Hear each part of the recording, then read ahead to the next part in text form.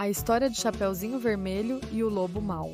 Era uma vez uma jovem garotinha chamada Chapeuzinho Vermelho. Um dia, sua mãe preparou uma cesta de doces e pediu que ela levasse até sua vovozinha que estava doente. Chapeuzinho, animada, pegou a cesta e despediu-se da mãe. Com um sorriso no rosto, ela começou a caminhar em direção à floresta, cercada por árvores altas e flores coloridas. Enquanto caminhava, o sol filtrava-se entre as folhas, criando um jogo de luz e sombra no chão.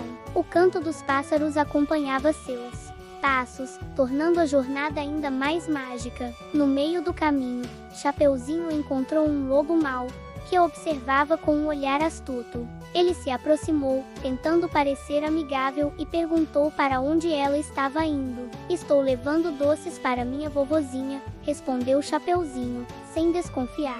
O lobo sorriu, pensando em como poderia enganá-la. "Por que não pega o caminho mais curto?", sugeriu o lobo, apontando para uma trilha mais estreita. "É muito mais rápido e você chegará antes". Chapeuzinho hesitou, olhando para a estrada mais longa, que parecia mais segura.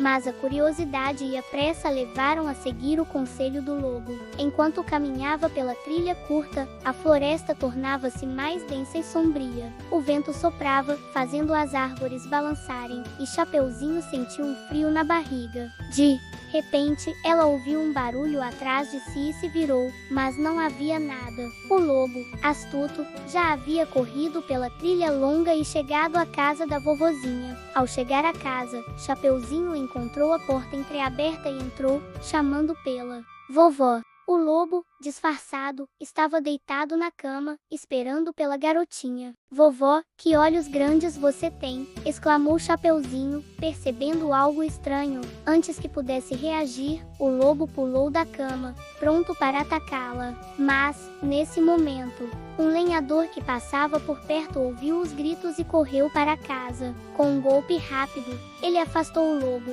salvando Chapeuzinho e sua vovozinha. Aliviadas, as duas agradeceram ao lenhador e, juntas, abriram a cesta de doces.